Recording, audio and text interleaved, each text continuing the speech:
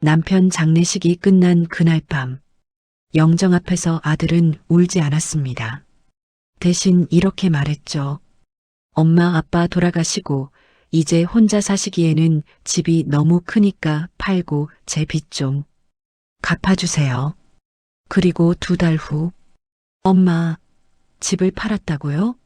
제 빚은 어떻게 하란 말이에요? 아들이 유럽에서 돌아왔을 때 집은 텅 비어 있었습니다. 평범한 할머니가 갑자기 모든 걸 정리하고 사라진 이유, 그 뒤에 숨겨진 놀라운 반전이 궁금하지 않으세요? 그런데 이야기 시작하기 전에 구독과 좋아요 눌러주셨나요? 저희는 매일 이런 진솔한 이야기를 전해드리고 있어요. 알림 설정까지 해두시면 놓치지 않고 보실 수 있답니다. 자, 그럼 2달 전 그날로 돌아가 볼까요? 안녕하세요. 저는 72살 한영자입니다. 사흘 전 남편이 세상을 떠났습니다. 장례식장은 조문객들로 붐볐어요. 아들 태수는 눈물을 흘리며 인사했고 며느리 수진도 상복을 입고 조문객들을 맞았죠. 태수 씨 정말 효자시네요. 조문객들은 그렇게 말했어요. 3일장이 끝났습니다. 마지막 조문객이 떠나고 장례식장엔 우리 가족만 남았어요. 저는 남편 영정 앞에 앉았습니다. 45년을 함께 산 사람. 눈물이 멈추지 않았죠. 그때 태수가 옆에 앉았어요. 엄마 말씀드릴 게 있어요. 응? 제가 사업하다가 빚이 좀 생겼어요. 얼마나? 25억이요. 귀를 의심했어요. 25억? 수진이 끼어들었어요. 어머니, 저희도 어쩔 수 없었어요. 사업이 잘못되면서. 태수야, 왜 아빠 살아계실 때 말 안 했어? 아빠 건강이 안 좋으셔서요.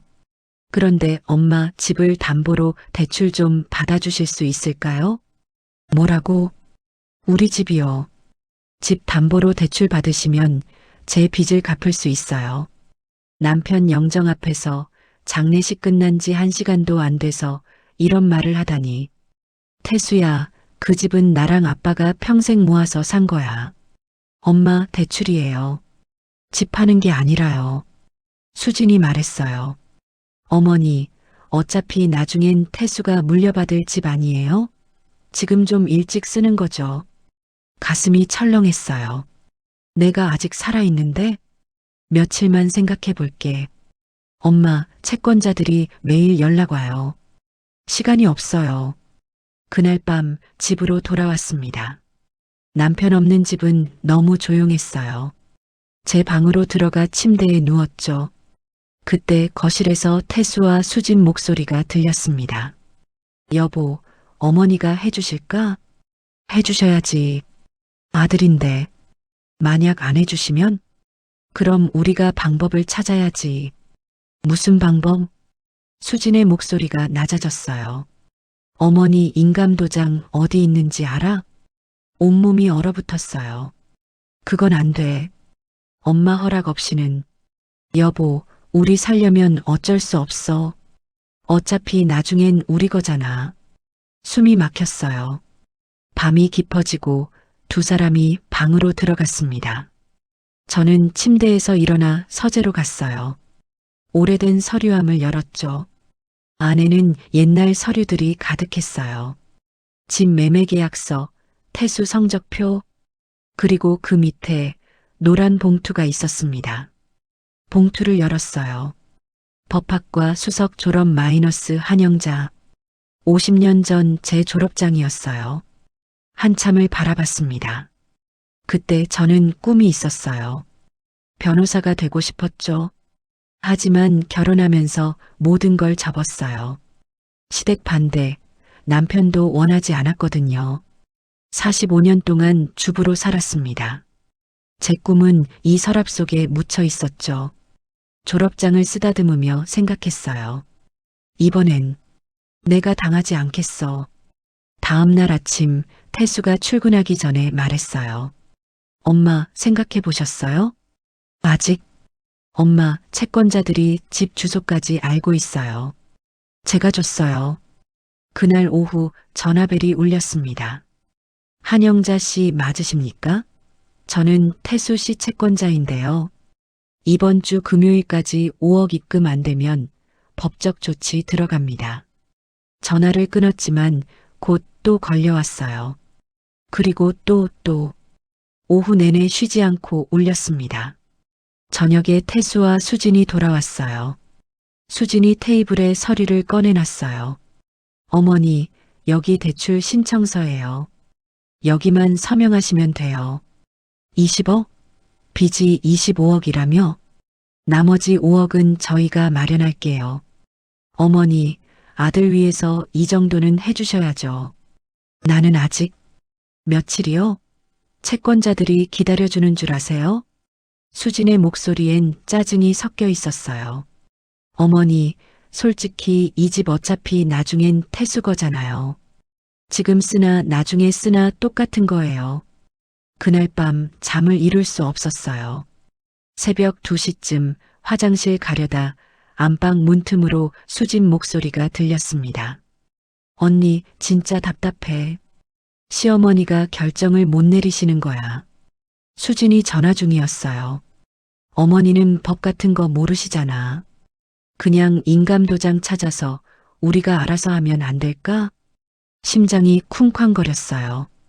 그래, 그것도 방법이긴 한데. 일단 며칠 더 기다려볼게. 다음 날 아침 은행에 갔습니다. 창구 직원이 서류를 보더니 말했어요.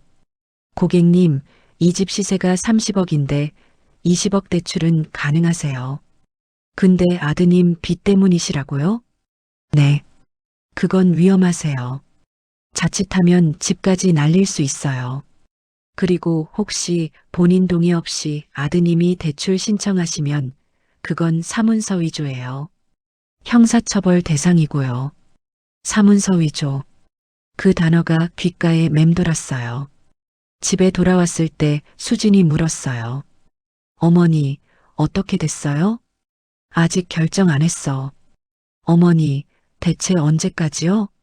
태수가 감옥 가도 괜찮으세요? 제 방으로 들어갔습니다. 서랍을 열었어요. 어제 꺼내봤던 졸업장 옆에 먼지 쌓인 수첩이 있었죠. 50년 전 제 법학 노트였어요. 페이지를 넘기니 제 필체로 빼곡히 적혀 있었습니다. 형법 제231조 사문서 위조. 손끝이 떨렸어요. 50년 동안 잊고 살았던 것들이 천천히 떠올랐습니다. 휴대폰이 울렸어요. 정숙이었어요. 영자야, 괜찮아? 남편분 소식 들었어. 정수가, 나 지금 좀 힘들어. 만나자. 내가 갈게. 1시간 후 정숙이 와서 모든 이야기를 들었어요. 정숙이 분노했어요. 영자야, 그게 말이 돼? 아빠 장례식 끝나자마자? 그리고 인감도장? 그건 범죄야. 나도 믿기지가 않아. 영자야, 너 기억나? 내가 법대 수석이었다는 거. 50년 전 이야기잖아.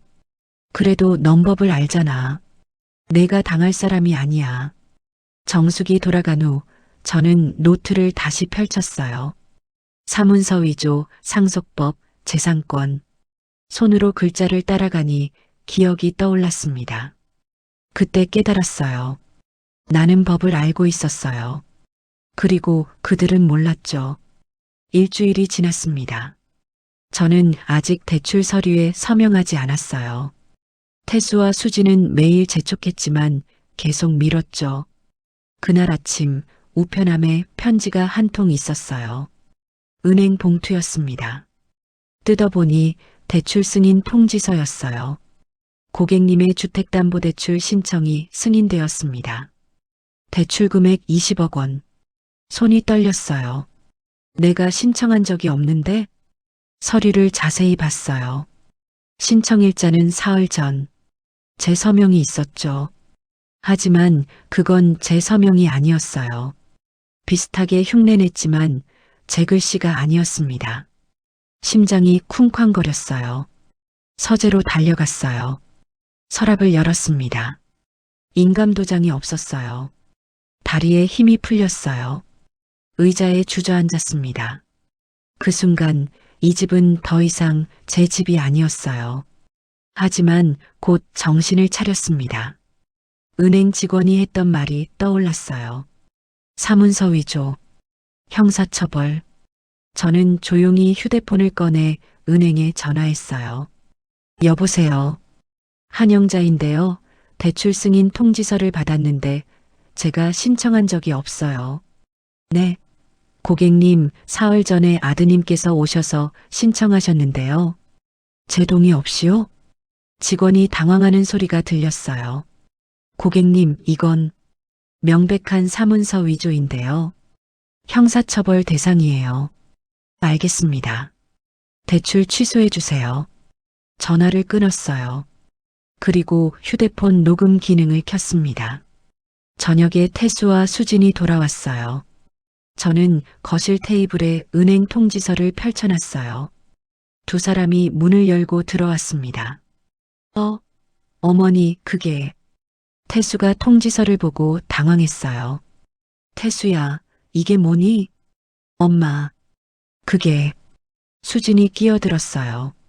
어머니, 어차피 하실 거면 저희가 먼저 처리한 거예요. 제 동의 없이? 어머니, 시간이 없었어요. 채권자들이 매일 협박하는데 어쩔 수 없잖아요. 저는 침착하게 물었어요. 내 인감도장은 어디 있니? 태수가 주머니에서 도장을 꺼냈어요. 엄마, 죄송해요. 죄송하다고? 이게 뭔지 알아? 수진이 버럭 소리쳤어요. 어머니, 뭐가 문제예요? 어차피 나중엔 태수 거잖아요. 지금 쓰면 어때요? 나중? 나는 아직 살아있어. 어머니, 그리고 너희 알아? 이게 뭔지? 사문서 위조야. 두 사람이 얼어붙었어요. 문서 위조? 남의 서명 위조하고 동의 없이 대출 신청하는 거. 형사처벌 대상이야. 3년 이하 징역. 태수의 얼굴이 새하얗게 질렸어요. 엄마, 저는 몰랐어요. 그냥 몰랐다고? 은행 가서 내 이름으로 대출 신청하면서 몰랐어? 수진이 말했어요. 어머니, 설마 고소하시려고요? 친아들인데? 저는 답하지 않았어요. 제 방으로 들어가 문을 잠갔습니다. 휴대폰을 확인했어요. 방금 대화가 모두 녹음되어 있었죠. 그날 밤 저는 오래된 법학 노트를 다시 펼쳤어요. 형법 제231조 행사할 목적으로 권리, 의무 또는 사실증명에 관한 타인의 문서를 위조 또는 변조한 자는 5년 이하의 징역 또는 1,000만 원 이하의 벌금에 처한다. 손끝으로 글자를 따라갔습니다. 50년 전 제가 외웠던 조문들이 하나씩 떠올랐어요. 그리고 깨달았습니다. 나는 법을 알고 있었어요. 그들이 무엇을 저질렀는지도 알고 있었죠. 다음 날 아침 친구 정숙에게 전화했어요. 정숙아, 나 강릉에 집 좀 알아봐 줄래? 작은 거, 혼자 살 수 있는. 영자야, 드디어 결심했어? 응, 더 이상은 안 돼. 알았어. 내가 알아볼게. 그리고 부동산에 전화했어요. 여보세요. 집을 팔고 싶은데요. 금매로요. 어느 집이신가요? 서울 강북구 30평형. 시세대로 받고 싶어요. 빨리 팔아주세요. 며칠 후 부동산에서 연락이 왔어요. 할머니, 매수자 나타났어요. 30억에 바로 계약하고 싶대요. 좋아요. 계약 진행하세요. 그런데 할머니, 가족분들은 아시나요? 제 집이에요. 제가 알아서 해요. 전화를 끊고 창밖을 봤어요. 이제 시작이었습니다. 일주일 후 태수가 말했어요. 엄마, 우리 유럽 여행 가려고 해요. 2주 정도요. 빚이 25억인데? 수진이 대답했어요. 어머니가 대출만 해주시면 되잖아요. 저희 돌아올 때까지 생각해 보세요. 2주 후 금요일 공항 배웅을 갔어요. 수진이 웃으며 말했어요. 어머니, 돌아오면 좋은 소식 기대할게요. 저는 아무 말 없이 두 사람을 봤어요. 출국장으로 사라지는 뒷모습. 이제 시작이야. 공항 나오자마자 부동산에 전화했어요. 계약 진행하세요. 오늘 당장요. 오후에 계약금 3억을 받았습니다. 정숙에게 전화했어요. 강릉집 계약해줘. 이미 해놨어. 바다 보이는 작은 집. 경찰서에 들렀어요. 할머니, 이건 명백한 사문서 위조네요. 녹음 파일 들려주고 상담만 받았습니다. 집으로 돌아와 짐을 쌌어요. 50년을 살았는데 박스 5개가 전부였죠. 이사는 2주 후 금요일. 그들이 돌아오는 날로 잡았어요. 일주일 후 잔금 27억을 받았습니다. 이제 이 집은 제 집이 아니었어요. 금요일 새벽 이사짐 트럭이 왔어요. 정숙이 차로 데리러 왔고 우리는 강릉으로 향했습니다. 오후에 도착했어요. 창문을 열자 바다가 보였습니다. 정숙이 물었어요. 후회 안 해? 전혀. 영자야, 넌 변했어. 응, 더 이상 당하지 않아. 정숙이 돌아가고 저는 USB를 확인했어요. 모든 증거가 들어 있었습니다. 휴대폰을 봤어요. 곧 전화가 올 거예요. 준비는 끝났습니다. 그날 저녁 6시 휴대폰이 울렸습니다. 태수였어요. 엄마, 지금 어디세요? 집이 왜 텅 비었어요? 강릉이야. 이사 갔어. 이사요? 무슨? 그리고 집 팔았어. 뭐? 뭐라고요? 이 집 팔았다고. 30억에. 2주 전에. 엄마, 그럼 제 빚은요? 내 빚은 내가 갚아. 수진이 전화를 뺏었어요. 어머니, 저희 어디서 자라고요? 너희 집이 아니었잖아. 내 집이었어. 태수가 다시 받았어요. 엄마, 제발이요. 어디 계신지 알려주세요. 가서 얘기해요. 강릉이야. 찾아올 거면 와. 전화를 끊었습니다. 마이너스. 이틀 후 초인종이 울렸어요. 태수와 수진이 서 있었습니다. 얼굴이 창백했죠. 엄마, 들어와. 작은 거실을 본 태수가 말했어요. 엄마, 여기서 어떻게 해? 나 혼자 살기엔 충분해. 수진이 무릎을 꿇었어요. 어머니, 정말 죄송해요. 돌아가요. 일어나. 저는 차를 한 잔 마시고 말했어요. 너희 내가 뭐 하는 사람인 줄 알아? 두 사람이 저를 봤어요.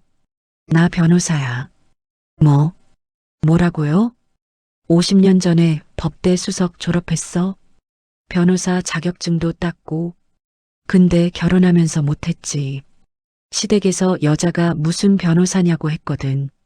그래서 50년 동안 집에서 너희 아빠 뒷바라지하고 태수 너 키웠어. 엄마가 변호사셨어요? 그래. 근데 너희는 나를 법도 모르는 할머니로 봤지? 수진아, 내가 친구한테 전화했을 때 한 말 기억나? 수진의 얼굴이 하얗게 질렸어요. 저는 USB를 꺼냈어요. 여기 다 들어있어. 너희 대화 녹음, 위조된 서명, 은행 서류, 사문서 위조 증거 확보는 변호사의 기본이거든. 형법 제231조 5년 이하 징역. 태수가 떨었어요. 엄마, 고소하실 건가요? 안 할 거야. 너희는 내 아들이니까. 그럼 대신 다시는 연락하지 마. 나도 내 인생 살게. 엄마, 너희도 독립해서 살아. 48이면 할 수 있어. 두 사람이 나갔습니다. 문을 닫고 창가에 앉았어요. 바다가 보였습니다. 눈물이 났지만 후회는 없었어요. 72년 만에 처음으로 제 가치를 말했으니까요. 저는 변호사였고 이제는 자유로운 한영자였습니다. 6개월이 지났습니다. 강릉 생활은 평화로웠어요. 매일 아침 바닷가를 걸었고 작은 텃밭에 상추를 키웠죠. 이웃 할머니들과도 친해졌어요. 영자 씨, 오늘 날씨 좋네요. 같이 산책 갈래요? 좋아요. 어느 날 바닷가를 걷다가 작은 현수막을 봤어요. 강릉시 무료 법률 상담 마이너스 자원봉사자 모집. 발걸음이 멈췄습니다. 집으로 돌아와 전화했어요. 여보세요. 자원봉사 하고 싶은데요. 어떤 분야세요? 법률 상담이요. 저 변호사 자격증 있어요. 일주일 후 강릉시청 작은 상담실에 앉아 있었어요. 첫 의뢰인이 들어왔습니다. 70대 할머니였죠. 변호사님, 제가 아들 빚 보증을 섰는데요. 이야기를 듣는데 가슴이 아팠어요. 제 이야기 같았거든요.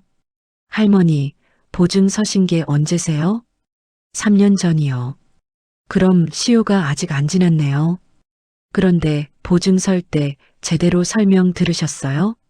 아들이 급하다고 해서 그냥. 저는 서류를 검토했어요. 할머니, 이거 보증 계약서에 문제가 있어요. 충분한 설명 의무를 위반했네요. 정말요? 네. 소송하면 이길 수 있어요. 제가 도와드릴게요. 할머니가 눈물을 흘렸어요. 변호사님, 정말 감사합니다. 그날 이후 의뢰인이 하나둘 늘었어요. 빚 보증으로 고통받는 노인들, 재산을 자식에게 빼앗긴 할머니들, 모두 제 이야기였어요. 석 달 후 지역신문에 기사가 났어요. 72세 은퇴 변호사, 50년 만에 다시 법복 입다. 강릉의 따뜻한 변호사, 노인들의 희망이 되다. 정숙이 전화했어요. 영자야, 신문 봤어. 자랑스럽다. 고마워, 정수가. 50년 만에 꿈 이룬 거야. 축하해. 그날 오후 낯선 번호로 전화가 왔어요. 어머니, 저 태수예요. 엄마, 통화 가능하세요? 말해봐. 엄마, 저 개인 회생 신청했어요. 개인 회생? 네. 변호사 통해서요. 급한 빚은 다 갚았고 나머지는 5년 동안 매달 갚기로 했어요. 그래. 잘했다. 그리고 이혼했어요. 침묵이 흘렀어요. 수진이랑요. 1년 전에. 저희 너무 달랐어요. 그렇구나. 엄마, 저 지금 작은 회사 다니면서 성실히 갚고 있어요. 매달 빠짐없이요. 잘하고 있네. 엄마, 한번 뵈러 가도 될까요? 언제? 이번 주말에요. 주말 토요일 태수가 왔어요. 혼자였습니다. 살도 빠지고 얼굴도 거칠어져 있었죠. 엄마, 들어와. 작은 집을 둘러본 태수가 말했어요. 엄마, 여기 좋네요. 응, 나는 행복해.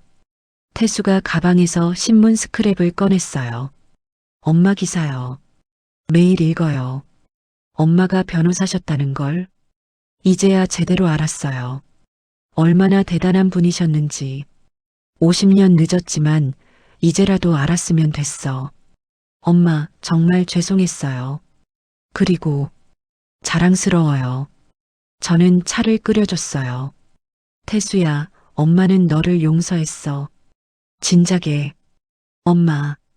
하지만 다시 같이 살 생각은 없어. 나는 이제 내 길을 가야 하거든. 알아요. 엄마 행복하시는 게 보여요. 태수가 돌아가고 저는 상담실로 갔어요. 오늘도 의뢰인이 기다리고 있었습니다.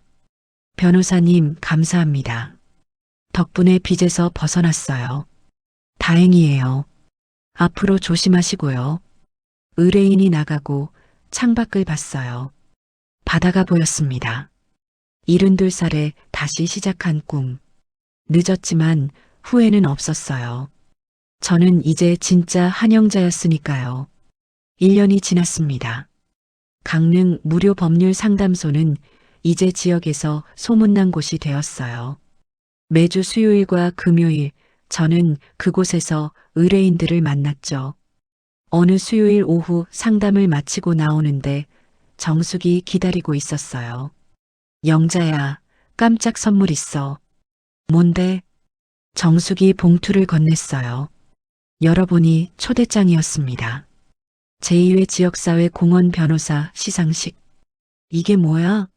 내가 받는 거야. 올해의 공원 변호사상. 나를? 응. 1년 동안 100명 넘는 노인들 무료로 도와줬잖아. 그냥 당연한 일한 건데. 정숙이 웃었어요. 영자야, 넌 정말 멋있어. 73에 이런 일하는 사람이 어디 있어? 시상식 날 저는 처음으로 정장을 입었어요.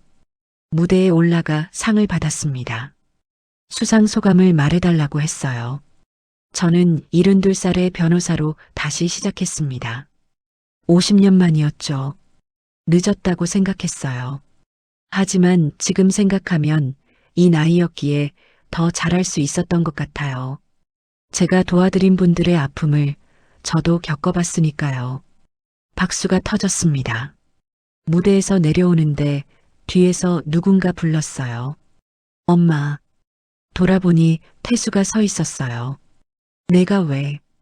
엄마 시상식이라고 들었어요. 축하드려요. 고마워. 태수가 조용히 말했어요. 엄마, 제가 잘못 살았던 시간들. 이제야 알았어요. 엄마가 얼마나 대단한 분인지. 태수야. 엄마는 언제나 멋진 분이셨어요. 제가 몰랐던 거죠. 저는 태수의 손을 잡았어요. 태수야, 너도 잘하고 있어. 빚 갚으면서 성실히 사는 거 쉽지 않잖아. 엄마, 고마워요. 그날 저녁 집으로 돌아와 상장을 벽에 걸었어요. 옆에는 50년 전 받았던 변호사 자격증이 걸려 있었죠. 둘을 나란히 보니 감회가 새로웠습니다. 50년의 공백. 하지만 그 시간도 헛되지 않았어요. 아들을 키웠고 삶을 배웠으니까요. 창밖으로 바다가 보였어요. 파도는 끝없이 밀려왔다 빠져나갔습니다. 저도 그 파도처럼 살았어요. 밀려왔다가 잠시 멈췄다가 다시 나아가고 휴대폰이 울렸어요. 정숙이었어요. 영자야, 내일 의뢰인 또 예약됐대. 80대 할머니. 알았어. 내가 볼게. 50년 늦게 시작했지만 이제는 확신해요. 늦은 게 아니었어요. 지금이 딱 맞는 시간이었어요. 여러분, 혹시 지금 포기하고 싶은 꿈이 있나요? 늦었다고 생각하시나요? 기억하세요. 인생은 언제든 다시 시작할 수 있어요. 저는 72에 시작했습니다. 여러분도 할 수 있어요. 용기를 내세요. 지금이 바로 시작할 때예요. 오늘도 제 이야기를 끝까지 들어주셔서 감사해요. 여러분 모두 행복하세요. 그럼 다음 이야기에서 또 만나요. 안녕히 계세요.